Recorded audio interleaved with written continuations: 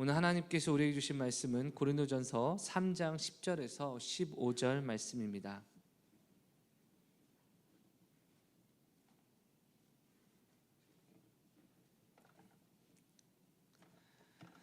고린도전서 3장 10절에서 15절 말씀,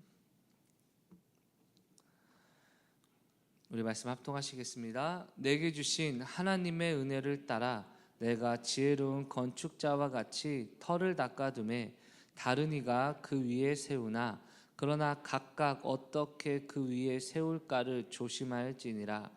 이 닦아둔 것 외에 능히 다른 터를 닦아둘 자가 없으니 이 터는 곧 예수 그리스도라.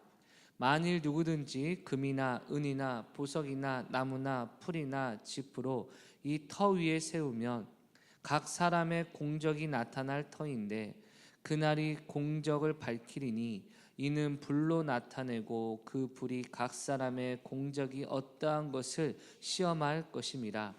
만일 누구든지 그 위에 세운 공적이 그대로 있으면 상을 받고 누구든지 그 공적이 불타면 해를 받으리니 그러나 자신은 구원을 받되 불 가운데서 받은 것 같으리라.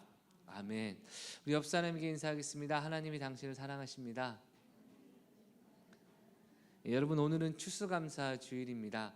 한 해 동안 하나님께서 주신 은혜를 감사하되 이 추수라는 이 실제적인 삶의 모습을 통해서 유추하여 이렇게 농사를 짓고 우리가 노력을 해도 결국 열매를 맺게 하신 분은 하나님이시니 하나님이 모든 것을 공급하셨다라고 인정하는 절기인 줄 믿습니다. 여러분, 어떻게 보면 11조는 매 달마다 하나님이 내 삶을 공급해 주고 계십니다 라고 인정하는 거라면, 이제 추수감사주일은 한 해 동안의 은혜를 돌아볼 때 하나님 올 한 해도 은혜 주셨고 내년에도 더 큰 은혜 주시기 원합니다라는 같은 의미의 모습이라 할 수 있으니, 여러분 11조도 귀한 예물이고요, 추수감사주일도 귀한 예물로 하나님께 드려야 될 줄 믿습니다. 여러분, 근데 여러분, 이 하나님이 하셨다라는 것을 한 번쯤 우리가 생각해 볼 필요가 있는 것 같습니다.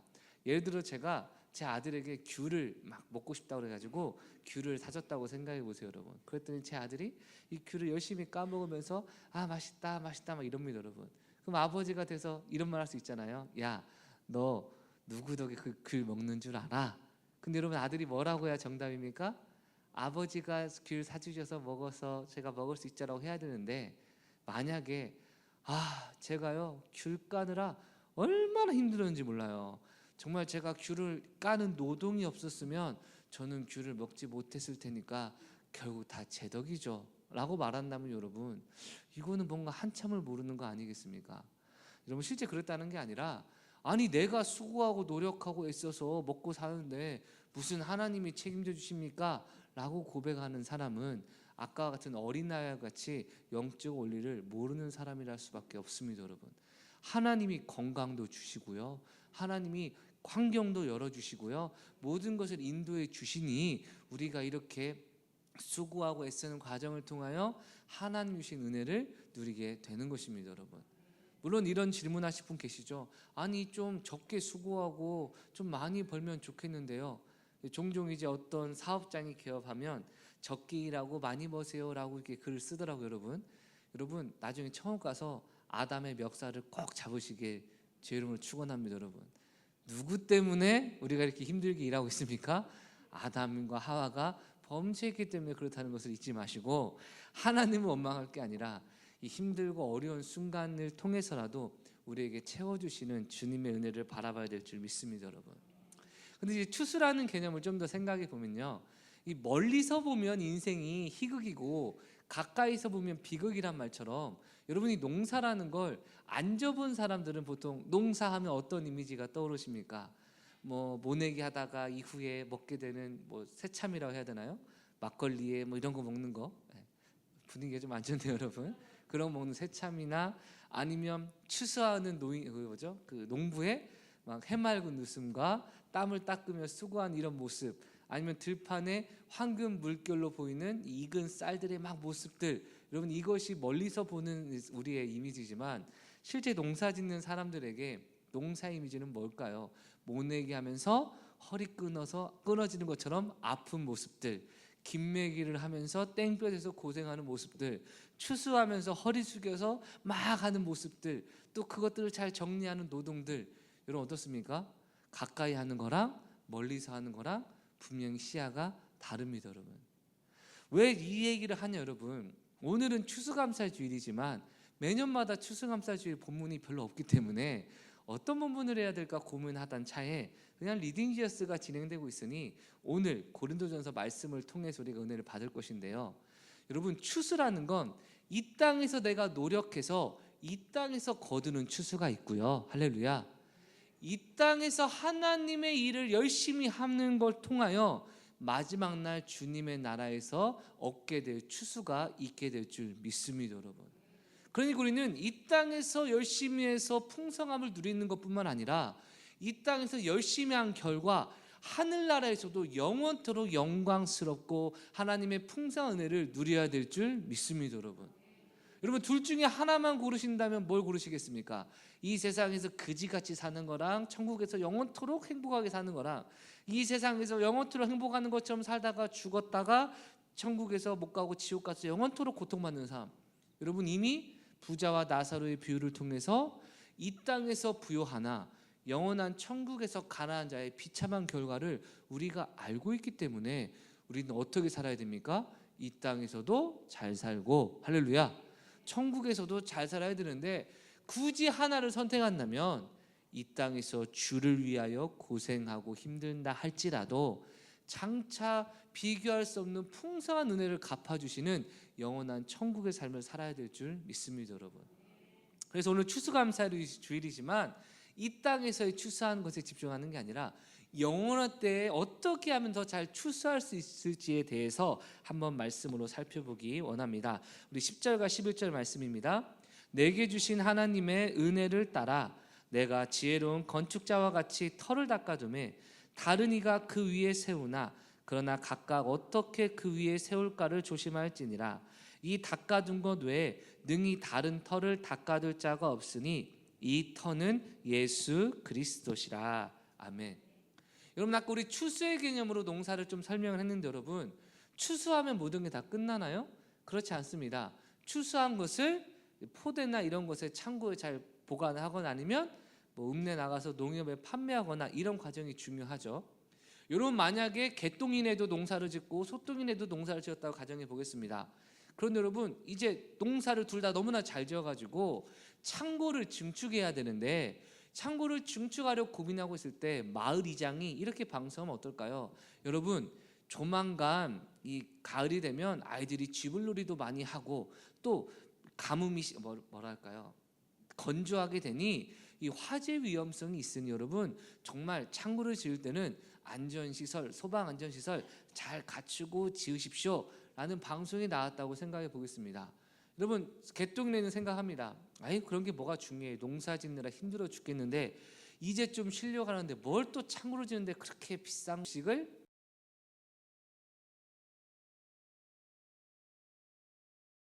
이제 넣어놨다고 가정해 보고요. 또한 소똥이네는 그래, 이장님 말 들으니까 아이들이 쥐불놀이 하다가 불꽃이 튀거나 아니면 누가 뭐 잘못해서 건조돼서 화재가 나거나 담배 꽁초가 뭐 발생해서 문제가 벌어질 수 있으니 창고를 지을 때 제대로 짓자라고 해서 여러분, 소방안전시설 우리 장로님께도 여쭤보고 막 이런 거 알아보고, 또 저도 여러분 소방안전관리자 2급이라는 걸 잊으시면 안 됩니다. 여러분, 우리 교회에서 불나면 돼요, 안 돼요? 여러분, 안 돼요. 왜냐면 제가 끌려가요. 여러분, 진짜입니다. 여러분, 제가 벌금 내고 감옥 갈 수 있으니까 여러분 절대 불조심 부탁드립니다. 여러분, 어찌됐건 간에 그렇게 노력을 해서 비싼 돈을 들여가지고 이제 곡식을 넣어놨습니다. 여러분, 둘 다 잘한 겁니다. 그렇죠? 그런데 불이 나는 순간 개똥이네는 정말 치명적인 실수를 한 결과가 일어나는 것이고, 소똥이네는 안전관리를 잘했기 때문에 안전한 좋은 결과를 맺게 되는 것입니다. 여러분, 무슨 말이냐? 하나님이 주신 은혜를 받는 것도 너무나 중요하고 하나님이 주신 은혜를 누리는 것도 너무나 중요하지만 그 은혜를 계속해서 유지할 수 있도록 이 땅에서 지키는 것도 너무나 중요하고, 여러분, 천국에 가는 그 순간 하나님께서 그래 너 진짜 고생했다라고 인정해 주셔서 이 땅의 모든 수고가 하늘나라에까지 이어지게 하는 것이 가장 중요한 것인 줄 믿습니다. 여러분, 오늘 사도 바울이 그런 이야기를 하는 겁니다. 사역을 여러 사람들이 많이 하는데 각각 그 사역을 열심히 하는데 그 열심히 하는 사역 가운데 먼저 자기의 이 분량을 겸손함으로 살펴봐야 한다는 것입니다. 여러분, 이것은 고린도 교회 현실과 연결되어 있는데요, 고린도 교회는 사도 바울이 개척하여 그 다음에 아볼로 목사님이 사역을 하고 있었는데, 여러분, 성도들이 누가 더 훌륭한 목회자냐, 누가 더 대단한 목회자냐, 다시 말해 우리 고린도 교회를 이렇게 부흥시키는데 누구의 공로가 크냐라는 것을 서로 따지고 쌈박질하고 있었습니다. 여러분, 그러니까 사도 바울이 뭐라 합니까? 건축자와 같이 터를 닦아두는데 다른 사람이 그 위에 세우지만 각각 어떻게 자기가 맡은 일을 잘할 수 있을까, 이 고민하는 게 그리스도의 사역이라고 이야기하고 있는 것이죠. 여러분, 그렇습니다. 여러분, 예를 들어볼까요? 만약 여러분이 베스트 한 명을 잘 섬겨서 교회에 전도했습니다. 여러분, 전도자 역할이 참 귀한 줄 믿습니다. 여러분, 근데 전도자가 딱 베스트를 초청했을 때 이 세 가족을 셀 가족이 열심히 섬기고 다정하게 대해져서 세 가족이 교회에 정착을 했습니다. 여러분, 섬김의 역할도 중요하죠, 그렇죠? 그리고 셀 리더가요, 이 세 가족이 4주 동안 잘 신앙생활하고 신앙생활 잘하고 은혜 받을 수 있도록 셀 모임도 하고 기도도 하고 연락도 하고 관계 맺기도 해가지고 은혜 가운데 잘 성장했습니다. 셀 리더 역할도 매우 중요합니다. 그리고 목사님이 그 세 가족이 훈련과 양육을 통하여서 그리스도의 장성한 군사가 되어 주님의 일꾼으로 성장을 했다고 가정해 보겠습니다. 여러분, 문제입니다. 누가 제일 고생했고 누가 제일 대단한 겁니까? 1부 예배 때는 목사님이요가 나오던데 2부 예배 때는 상당히 신중하시네요. 여러분, 잘하셨습니다. 자, 전도자가 제일 잘했다, 섬김이가 잘했다, 셀리더가 잘했다, 목사님이 잘했다. 여러분, 누가 잘했습니까?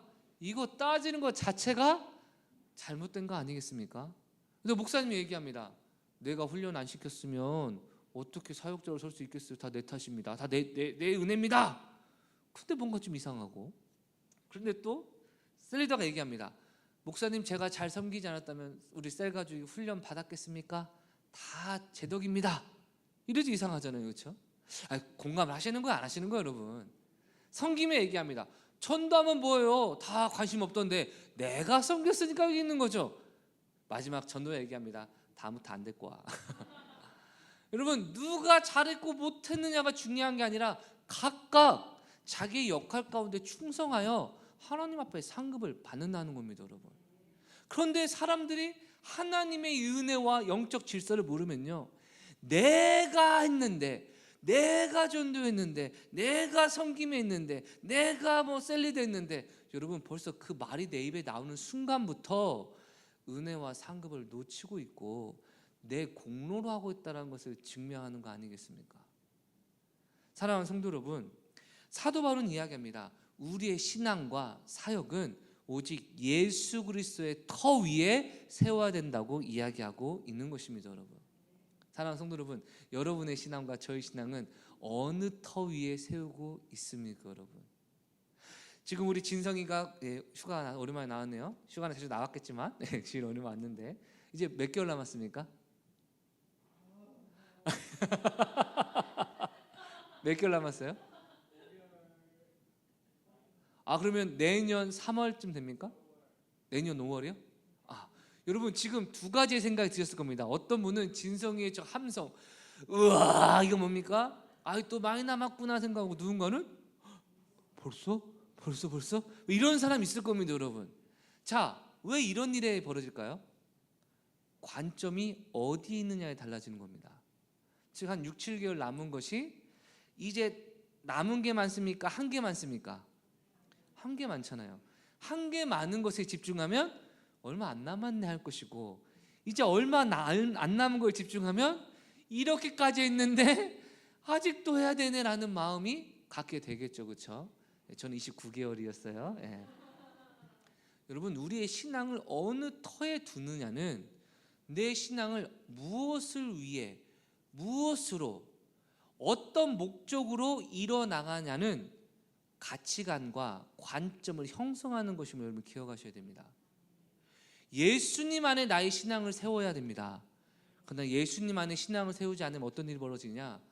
오늘 본문의 비유에 따르면 건축계의 원리로 설명하는데요, 집 못 짓습니다. 집이 무너집니다. 기둥 세우다가도요, 다른 기둥 세울 때 무너져 버립니다. 여러분, 건축물이 이렇게 세워질 때 보면 거의 대부분의 시간이요, 절반 이상이라 하더라고요. 땅을 파고 집안을 형성하는데 대부분의 시간을 보낸답니다. 왜냐하면 밑이 튼튼하게 지어져야 그 위에 건물을 잘 쌓아도 문제가 없기 때문이죠. 그래서 건축하는 데를 지나가다 볼 때 저기 맨날 땅만 파네, 저기 맨날 땅만 파네, 땅만 파네 하다가 그러면 어느 순간 1층 올렸네 하면 여러분 얼마 지나지 않아서 금세 건물이 올라가는 게 바로 그 때문이라 하더라고요. 여러분, 이따 말씀드렸지만 무엇으로 나의 신앙을 세우고 무엇으로 내가 사역하느냐보다 더 중요한 건 나의 사역과 신앙의 기초가 예수 그리스도의 복음이 되어야 할 줄 믿습니다. 여러분, 목사님 너무나 추상적인 개념인데 어떻게 이해할 수 있나요? 내가 신앙생활하는 목적이 무엇 때문입니까? 내가 신앙생활 열심히 해서 기대하는 게 뭡니까? 내가 신앙생활 잘하면 하나님이 나에게 주신다는 것이 무엇입니까? 라고 할 때 사도 바울은 이렇게 얘기했습니다. 이제 내가 사는 것은 내가 사는 것이 아니요 나를 사랑하사 나를 위하여 십자가에 달려 죽으신 예수 그리스도를 위하여 사는 것이니라. 아멘. 내가 이렇게 사역하고 표대를 바라보는 이유는 내 안에 예수가 발견되고 예수님 안에 내가 발견되기 위함이라. 아멘. 여러분, 하나님의 은혜로 시작해서 하나님의 은혜로 말미암아 하나님께 영광 돌리고 주님을 즐거워하고 사랑하는 것, 이것이 신앙의 기초인 줄 믿습니다. 여러분, 우리 젊은 세대는 요새 여러분 결혼할 때 여러 가지 많이 따진다고 하더라고요. 여러분, 결혼할 때 따질 게 많겠지만 조건도 중요하고 배경도 중요하지만 가장 중요한 건 뭐겠습니까? 사랑하는 거 아니겠습니까? 제가 여러분 서울에서 결혼할 뻔했습니다. 여러분, 아시면 아시겠지만, 근데 그 결혼을 하자, 좋다, 다 좋다 하고 딱 결정된 게 뭐냐? 제가 이걸 물어봤습니다. 여자에게. 날 사랑하긴 해? 대답이 이거였습니다. 아우, 결혼하기로 결정된 거 뭐 그런 얘기를 하냐고. 어떻게 하면 이 교회를 잘 물려받고 후임으로 잘 사역할 수 있을지 그 부분에 집중해라. 제가 목사님께 물어봤습니다. 아니, 결혼이 확정된 것 같은데 이 여자애가 저를 안 좋아하는 건, 따님이 안 좋아하는 건데 어떡하냐. 야, 그냥 하나님의 뜻을 구하고 네가 이 교회 어떻게 잘 물려받을지 생각하고 살다 보면 좋아져. 사모님은 기도 많이 하는 분이어가지고 제가 물어봤습니다. 뭐 어떻게 됩니까? 사모님이 우리 보면 참 사역도 잘하고 이게 다 좋은데 근데 내 딸이 또 이러니까 내가 기도해도 하나님이 보여주지를 않아, 뭐 이러십니다. 여러분, 묻습니다. 구결혼 해야 됩니까? 말아야 됩니까? 왜요? 왜요? 그럼 1,000명 넘는 교회였고 여러분 정말 몇십억의 재산이 있는 분이었고 그럼 좋은 교회인데 왜요? 당연한 걸 물어보는 거 아닙니까 여러분? 그런데 만약에 제가 그 결혼했다 하면 저희 결혼의 목적은 뭐였겠습니까? 이 아내를 사랑하고 이게 아니라 어떻게 하면 이거를 잘하고 저거를 잘하고, 그럼 제가 먹기 힘들 때마다 무슨 생각할까요? 결혼 괜히 했어. 말이 좀 이상하네요. 목회 사역에 좀 어려움이 찾아올 때 결혼 괜히 했어. 그럼 그쪽은 뭐라 했을까요? 사역이 뭔가 잘 안 이루어지면 시집 잘못 보냈어. 여러분, 뭔가 기초가 이상하지 않습니까? 그래서 하나님이 안 되게 하신 것 같습니다. 그런데요, 놀랍게도 이런 식으로 신랑 되시는 예수님과 신부 되는 그리스도인의 정체성을 해석하는 사람이 절반이 넘습니다. 아니요, 대부분입니다. 예수 왜 믿어요? 복 받으려고요. 예수 왜 믿어요? 하나님이 좋은 거 주시니까요. 하나님이 은혜 주시니까요. 여러분, 그런 결혼 생활, 신앙 생활은요, 내 인생에 조금만 어려움 찾아와도 이건 아니잖아요. 내가 열심히 한 이유가 뭐예요? 내가 그렇게 기도했는데 하나님 이거 하나 안 해주세요? 이거 하나 안 해주세요? 이거 하나 안 도와주세요? 왜 그럴까요? 기초가 예수 그리스도가 아니기 때문입니다, 여러분. 어떤 글을 찾아보니까 여러분, 여자가 남자를 사랑하게 됐을 때 그 기준점이 뭔지 아십니까, 여러분? 우리 아내분들 잘 들으세요. 남편분들 잘 들으시고요. 잘생겨 보인다, 똑똑해 보인다, 멋져 보인다 필요 없다는 겁니다, 여러분. 뭘 해도 귀여워 보인다, 이러면 끝났다는 겁니다, 여러분. 우리 아내분들이 남편이 이상한 짓을 하고 뭐 이상한 걸 말을 해도 참 귀엽네 하는 순간 이미 여러분은 남편을 사랑하게 된 겁니다. 공감이 돼요, 안 돼요, 여러분? 네이버 검색해 보세요. 남자가 귀여워 보일 때. 그럼 여러분 답이 쭉 나옵니다, 여러분. 여성분들 우리 오빠 멋있어, 우리 오빠 귀여워 걸다가 여러분 우리 오빠 너무 귀엽지 않아 하는 순간 이미 게임은 끝이라는 이야기. 남편분들이 귀여워 보이십니까? 귀가 없어 보이죠. 내 말을 듣지를 않으니까, 그렇죠? 네. 너무 공감하지 마시고요. 네. 그러니까 게임 끝인 순간 있습니다. 여러분, 신앙의 끝은 언제일까요? 뭘 해도, 비천에 처해도, 풍요로움이 넘쳐도 예수님을 사랑할 때, 예수님은 사랑받기 합당하고 주님의 사랑으로 내가 만족할 때, 여러분 그게 진짜 신앙의 기초가 아니겠습니까? 사도 바울이 그 얘기하는 겁니다. 고린도 교회 성도들은 내가 잘났느니 네가 잘났느니 내 은사가 뛰어나니 네 은사가 뛰어났네, 이런 이야기를 하며 예수님의 사랑을 잃어버리고 영혼을 향한 사랑을 잃어버리고 다 자기 관점, 자기 생각, 자기 야망에 휩쓸려 있으니 은혜 받은 듯 하나 고난과 환난에 여지없이 무너져 버리고, 사도 바울이 다른 부분에 이런 얘기를 했죠.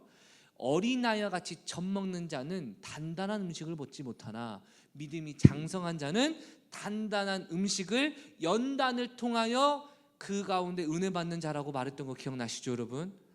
여러분, 어떤 환경에서도 주님을 기뻐할 수 있는 관계가 형성되어야 우리의 신앙이 안전하다는 겁니다, 여러분.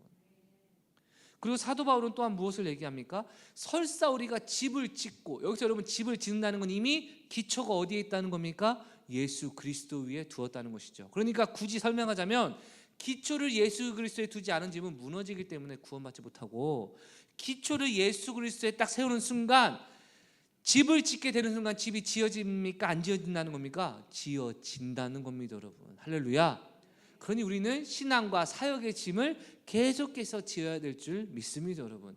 그런데요, 여기서 끝나는 게 아닙니다. 집 지으면 다냐?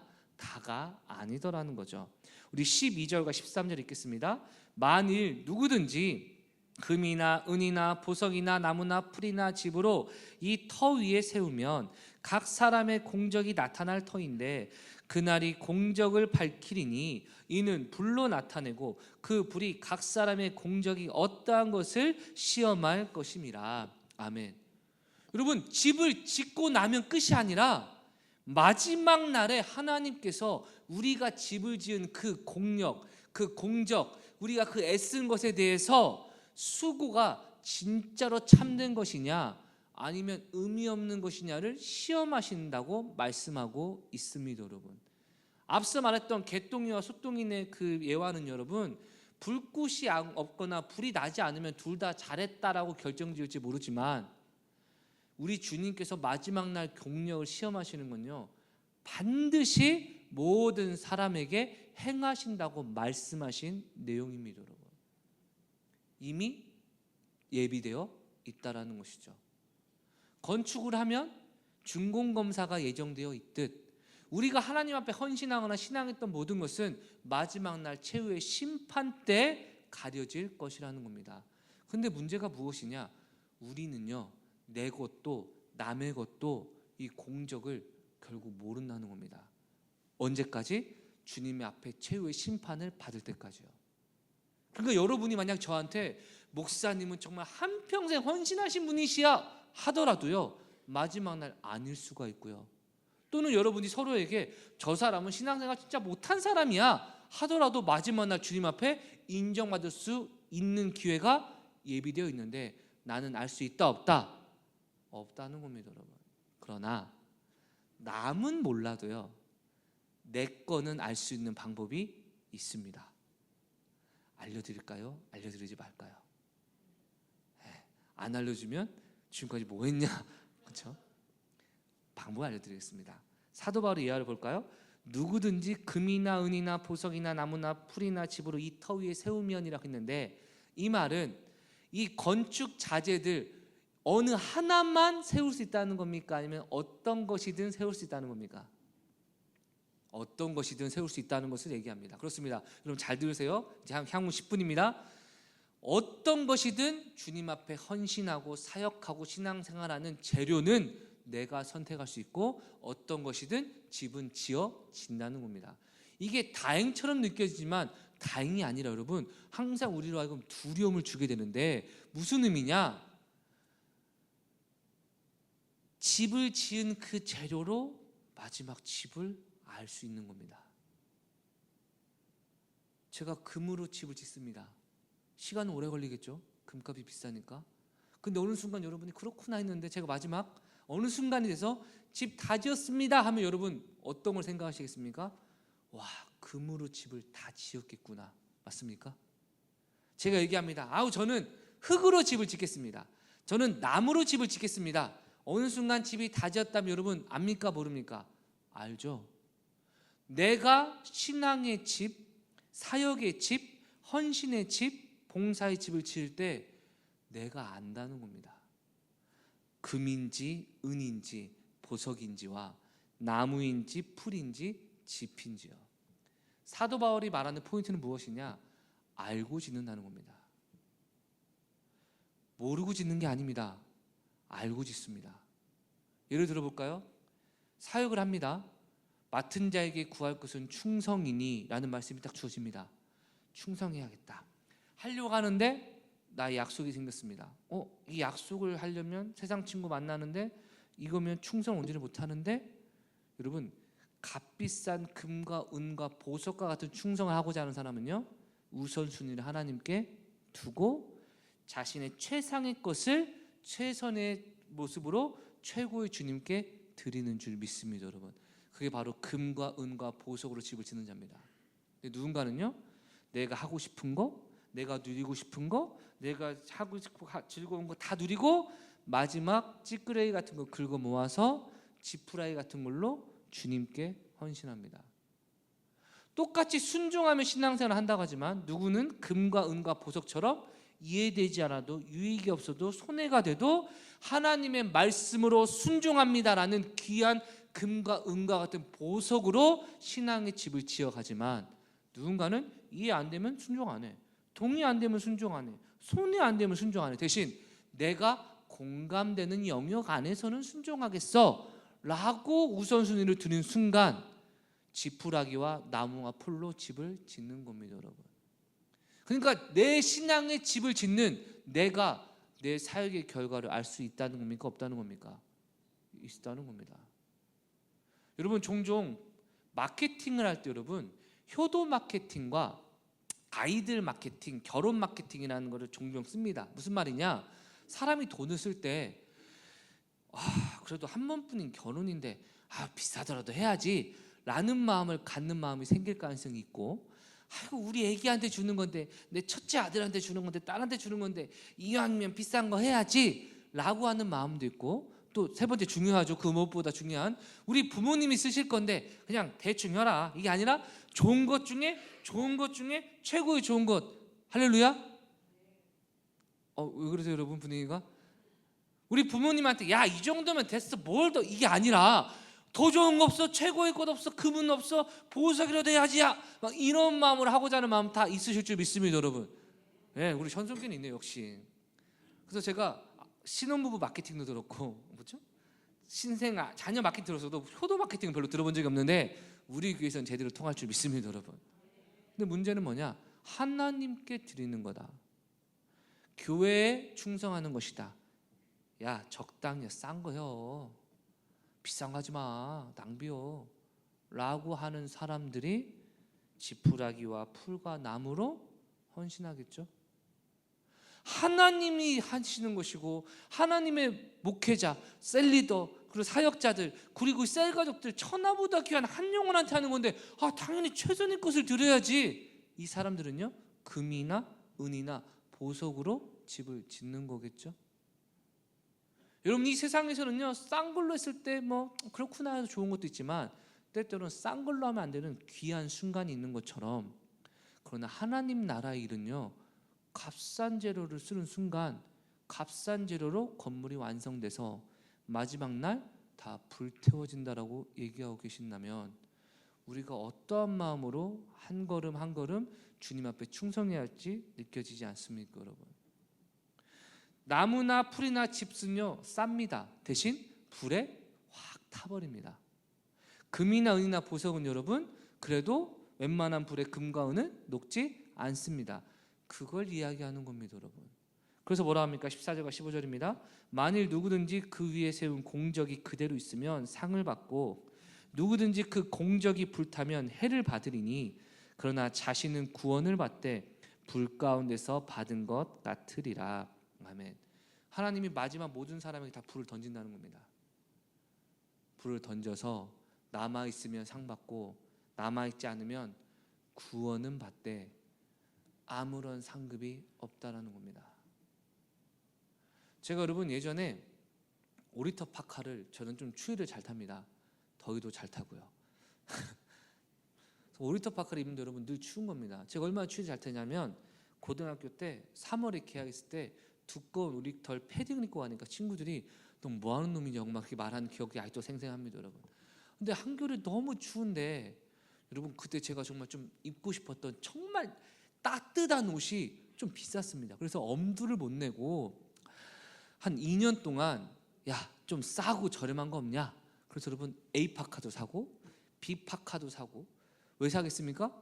싸서 샀는데 추운 겁니다.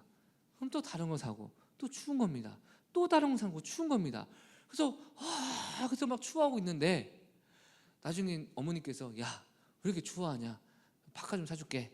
그래서 어머니께서 돈 주시고 또 형제들이 아이 파카 좀 사라 해서 여러분 주셔가지고 비싼 걸 마련했습니다, 여러분. 그게 몇 년 됐는데요, 지금까지 그 파카 위에보다 더 따뜻한 걸 본 적이 없습니다. 그래서 지금도 여러분 새 제품 계속 나와도 상관없습니다. 왜냐하면 그 파카를 덮는 순간 따뜻합니다, 여러분. 뭐냐고 물으시면 나중에 알려드리겠습니다, 여러분. 근데 문제가 뭐냐? 너무 무겁습니다. 근데 요새 날씨가 덥습니까? 춥습니까? 더우니까 1년에 한두 번 입는 때가 이제 생기더라고요. 작년인가 재작년은 여러분 1년에 한 번도 안 입었습니다. 그래도 여러분 여전히 저의 소중한 옷입니다. 왜? 추울 때는 장땡입니다, 여러분. 예전에 영하 18도 막 이렇게 떨어진 날이 있었는데요, 그거 입고 모자 쓰니까요, 세상과 나는 간곳 없고 따뜻하신 주님의 은혜만 보이도다. 제가 새벽 예배 가면서요, 와 신기하다. 추운디? 하나도 안 추운디? 추운디? 모자를 썼다 벗었다 했던 기억이 있습니다, 여러분. 무슨 말이냐? 진짜 중요한 건 여러분, 비싼 걸 쓰는 게 비싼 게 아닐 때도 있고요, 또는 싼 거를 써야 되는데 비싼 걸 쓰면 낭비일 때도 있지만, 하나님 나라에 헌신한 우리의 헌신은 단 한순간도 싸구려로 합당한 것이 없고요, 최선 다한 최고의 것을 드려야 됩니다. 주님은 나의 최고복이라는 책의 제목처럼 주님은 나의 가장 존귀하고 최고이신 분이시니 마땅히 나의 24시간 안에 최고의 것을 드려야 되지 않겠습니까? 세상에서 3대 거짓말이 있다고 하죠. 노처녀가 시집 가기 싫다, 장사꾼이 이거 손해보고 하는 거예요, 마지막 하나가 뭡니까? 나이 드신 분이 그래 내가 죽어야지 하는 게 3대 거짓말이란데, 여러분 거짓말 하나 더 있습니다, 여러분. 4대 거짓말. 무엇입니까, 여러분? 하나님은 은혜로 다 알아주시지, 여러분 심은 대로 거두십니다. 신앙에 최선을 다하셔야 됩니다. 시간이 없다, 뭐가 없다? 죄송하지만 여러분 그거는 관점의 차이입니까?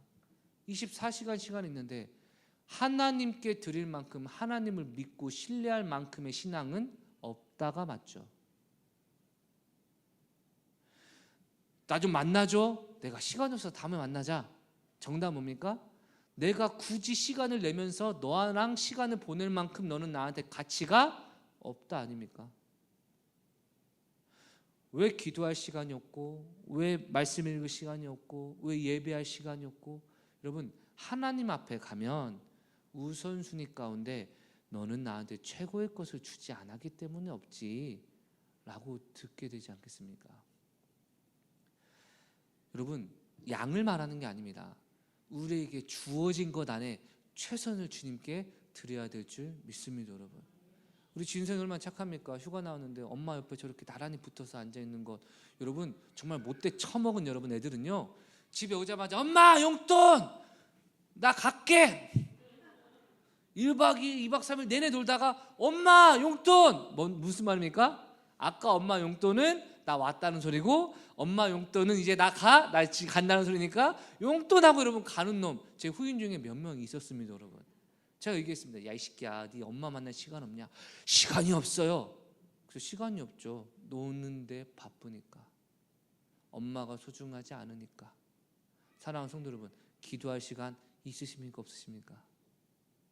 말씀 읽을 시간은 있으십니까 없으십니까? 과연 시간이 없다 하신 분은 저와 함께 스케줄표를 하나하나 따져보며 시간을 한번 생각해 볼까요? 한다면 아마 다 거부하지 않겠습니까? 저부터가. 왜 그럴까요? 마음이 없으면 핑계가 생기고 마음이 있으면 길이 생기기 때문 아닙니까 여러분? 그런데 지금 우리가 말하는 건요, 여러분 잘하세요, 좀 더 잘하세요라는 차원이 아니라 한평생 사역하고 신앙생활 했는데 주님이 마지막 날 공력을 시험하는 순간 없네, 남은 게 부끄러운 구원을 얻는다면 그 전제로 얘기하는 것이니 여러분 정말 경성해야 되지 않겠습니까 여러분? 예를 한번 들어보겠습니다. 오늘 세 가족이 새로 전도돼서 예수님을 영접했습니다. 제가 영접시켰습니다. 형제님 정말 이러면 지옥 갑니다. 아 그러네요. 제가 신앙생활 한 번도 한 적 없는데 목사님의 말을 한번 믿어보고 제가 예수 믿겠습니다. 아 그러시겠습니까? 하고 여러분 할렐루야 하다가 여러분 갑자기 번개가 빠방 쳐서 둘 다 죽었다고 가정해 보겠습니다. 여러분, 제가 천국에 딱 올라갑니다. 그분도 천국에 딱 올라갑니다. 먼저 그분이 심판을 받습니다. 너는 인생 가운데 잘한 게 하나도 없구나. 예 그렇습니다. 그런데 하나 잘했네. 뭔데요? 강신일 목사를 믿고 예수의 이름을 영접하여 구원받은 건 네가 진짜 잘한 것이다. 천국으로 가라. 할렐루야. 맞습니까 여러분? 저한테 하는, 제가 갑니다. 하나님 말씀하십니다. 너의 지난 모습을 보니까 불 던져보니 하나도 남는 게 없구나. 열심히 기도했는데요, 먹고 살려고 기도하지 않았어? 열심히 신방했는데요, 먹고 살려고 하지 않았어? 열심히 사역했는데요, 사역 안 따른다고 사람들한테 막 욕하고 그러지 않았어? 그러했는데요, 너는 나를 중심으로 한 사역이 없었잖아. 다 없어. 그래서 너한테 한 가지 잘한 게 있구나. 이 세 가족을 전도시켜서 영접시킨 건 진짜 예수의 사랑으로 잘했구나. 너도 하나 잘했으니 천국 가라. 여러분, 저랑 그 세 가족이 나란히 똑같이 그분이 저한테 말하면서 야 우리 똑같이 상급 받았네 할렐루야. 여러분 아멘이 나옵니까? 아멘이 나오십니까? 그 사람은 아멘이지만 저에겐 부끄러운, 불 가운데 간신히 구원받으나 열매가 하나도 없는 비참한 구원 아니겠습니까? 사랑하는 성도 여러분, 오늘 본문이 그 얘기하는 겁니다. 평생 직분자로서 사역자로 헌신했어도 예수 그리스도가 중심이 되지 않았다면, 나의 일상의 삶 가운데 주님께 최선의 것을 드려야지, 주님께 최선을 드려야지, 교회에 최선을 다해야지, 영혼에 최선을 다해야지라는 매 순간 최선을 다하지 않았다면 그것들이 쌓여서 우리의 최후의 상급이 될 텐데, 여러분 지나간 과거 자신 있으십니까? 아 나는 남은 시간을 주님께 들었던 것 같은데요, 아마 불탈 겁니다. 저는 진짜 최선을 다해서 헌신했습니다. 예, 아마 금처럼 불타지 않는 상급일 겁니다. 그런데 여러분 이제라도 우리는 불타지 않는 상급으로 하나님의 집을, 우리의 신앙을, 우리의 사역을 리모델링해야 될 줄 믿습니다. 여러분, 옛 것은 다 없애버리고 내 욕심으로 했던 것, 나의 성공을 위해서 했던 것, 나의 명예를 위해서 했던 것, 나의 만족을 했던 것 다 뜯어버리고 주와 복음을 위해, 한 영혼을 위해, 예수 그리스도의 영광을 위해, 할렐루야, 이것들을 주님 앞에 심고 거두는 삶이 마지막 최후의 심판 때 불에 타도 타지 않는 영원토록 우리에게 남겨질 상급이라는 것을 오늘 말씀하고 있을 때, 여러분 이것을 깨달은 저와 여러분 앞으로 남은 모든 순간 최고의 재료와 최선의 정성과 최고의 것을 가지고 주님 앞에 헌신하고 나아가셔서 하나님이 기뻐하시고 복 주시고 은혜 풍성하게 주시고 무엇보다 영원토록 빛나는 상급을 소유하시는 저와 여러분 되시길 주의 이름으로 축원합니다. 기도하겠습니다. 하나님, 추수감사주일에 우리에게 허락하신 이 은혜를 감사하는 것뿐만 아니라 마지막 날의 상급으로 주님 앞에 인정받을 우리의 사역과 삶의 열매를 어떻게 보관할 수 있을지, 어떻게 그 은혜를 늘릴 수 있을지 오늘 말씀을 통해 깨닫게 해주심을 감사합니다. 주님 앞에 영혼을 대할 때 교회 가운데 언제나 내 안에 최선을 다하고 최고의 것을 헌신하여 하나님께서 최고의 상급을 우리에게 부어주시는 복된 인생 되게 하여 주시옵소서. 우리 잠시 기도하겠습니다. 하나님 아버지, 우리 삶 가운데 우선순위가 주와 복음을 위한 것이 되게 하셔서 먼저 최우선의 것으로 주님을 위해 충성하며 나아가게 하여 주시옵소서. 나의 만족과 유익을 위하여 최선을 다하는 순간 하나님께 드릴 것이 없고 남은 것만, 지푸라기, 나무, 이것들만 주님밖에 드릴 수밖에 없는데 이것들로 세워진 집은 결국 마지막 날 불타게 되어서 아무것도 남지 않게 될 것을 오늘 두려움 가운데 깨달았사오니 언제나 내 삶의 최선의 것, 금 같은 헌신, 은 같은 충성, 하나님 앞에 보석 같은 순종으로 하나님 나라에 충성하여 주님 앞에 인정받고 상급받는 천성의 모든 가족 되게 하여 주시옵소서. 하나님께서 이 말씀 우리에게 주시는 이유는 단 한 사람도 상급을 잃지 않고 영원토록 빛나는 상급을 소유하는 주님의 유업을 누리는 자가 되시기 원함임을 깨닫기 원하오니 주님, 낙심과 절망이 아니요 다시금 기회 주신 하나님 안에서 새 힘을 얻어 충성하게 하시고 헌신하게 하시고 달려나갈 수 있는 은혜의 기회로 붙들어 주시옵소서. 앞으로 우리 삶 가운데 남아있는 모든 순간 가장 최선의 것을 주님께 드리며 날마다 자기를 부인하고 자기 십자가를 지며 주님을 따르는 제자의 삶을 살아갈 때 시간의 최선, 물질의 최선, 체력의 최선, 여가의 최선, 휴식의 최선을 주님께 드림으로 하나님께서 인정하시고 30배, 60배, 100배의 축복을 누리는 천성의 모든 가족 되게 하여 주시옵소서. 역사하신 주님 감사하며 예수님의 이름으로 기도드렸습니다. 아멘. 이제는 우리 구주 예수 그리스도의 은혜와 하나님의 무한하신 사랑과 성령님의 교통하심의 은총이 이 땅에서의 추수뿐만 아니라 영혼의 때의 추수도 풍성한 삶을 누리기로 결단하여 매일의 삶 가운데 최선의 가치를 주님께 돌려드리며 충성하는 전성의 모든 가족 삶 가운데 이제부터 영원토록 함께 있을지어다. 아멘.